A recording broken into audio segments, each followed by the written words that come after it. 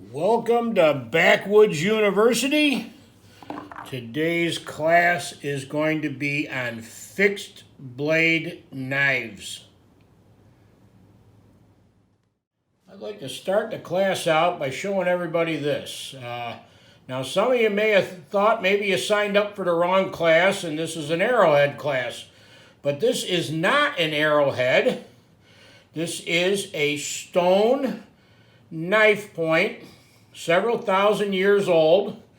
The reason it is the size it is that it was sharpened several times by its owner, and thus it got smaller and smaller with each sharpening.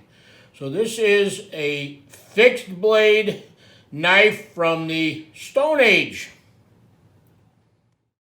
Fixed blade knives are sometimes referred to as a sheath knife. They come in various blade styles and sizes. Is there a perfect fixed blade? Well, the famous woodsman Nesmuk back in the early 1900s felt there was, and this was his version of what he felt was the perfect woodsman's fixed blade knife.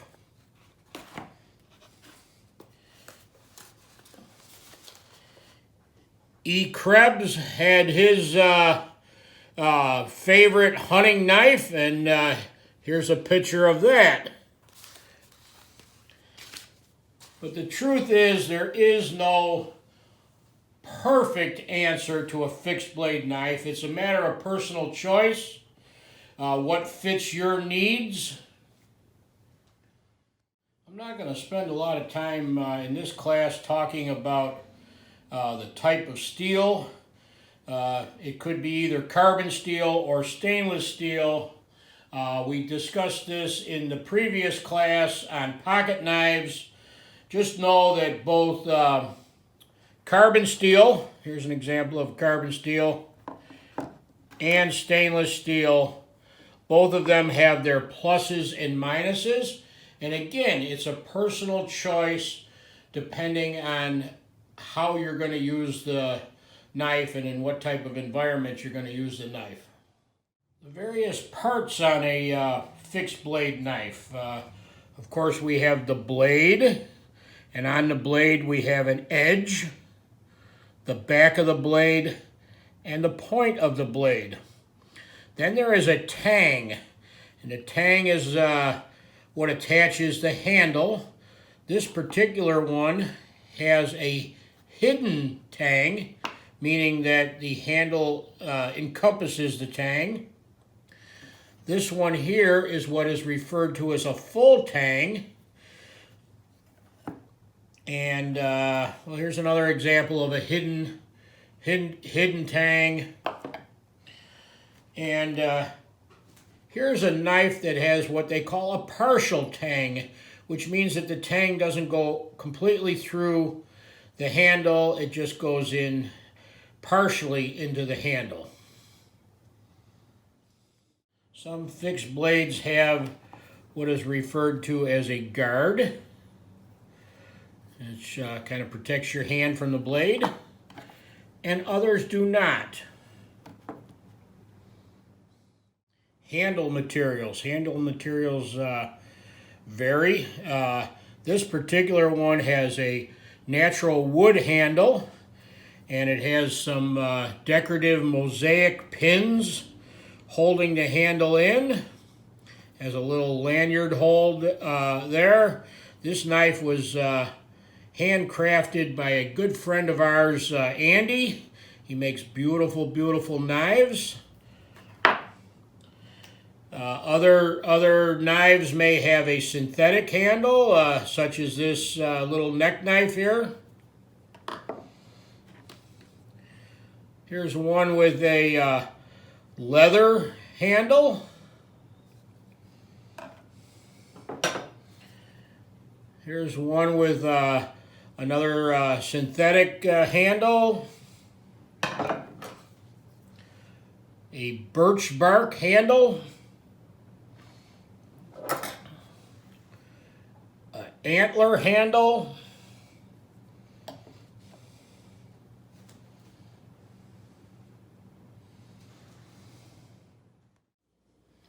fixed blade knives are carried in a sheath. This one happens to be a leather sheath, has a little brass guard on it, has a snap to keep the knife in the sheath. It attaches to your belt, or in this case it also has a little loop that you can attach it with a dangler.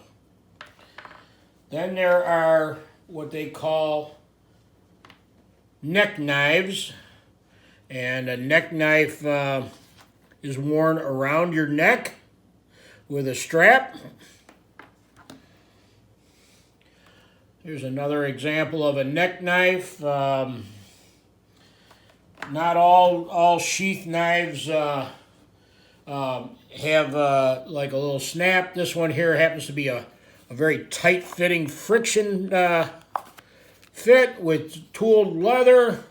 Beautiful, beautiful work. And this one here has both the ability to wear it as a neck knife or on your belt. This knife was gifted to me by our friend Joe. Neat little knife. We discussed care of your knives in the previous video on pocket knives, so I'm not going to go over that again. The same care for your knife would be the same whether it's a pocket knife or a sheath knife.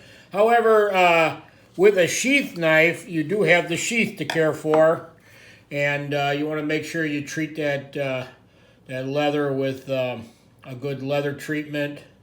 This particular sheath is several years old.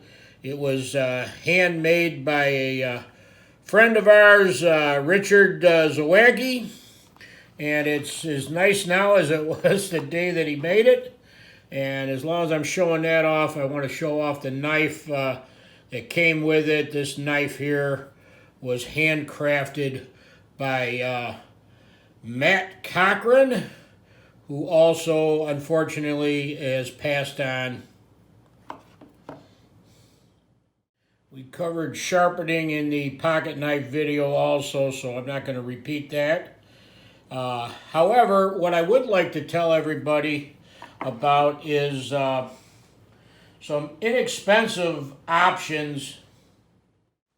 You do not need to spend a lot of money to get a decent fixed blade knife. Some of them are very inexpensive. Another option is to look around at flea markets and different venues like that, garage sales, and pick up some of these older German steel knives. The steel is outstanding on them, and many of them still have a lot of life left in them. This Finnish Scout knife happens to be one of my favorite fixed blades.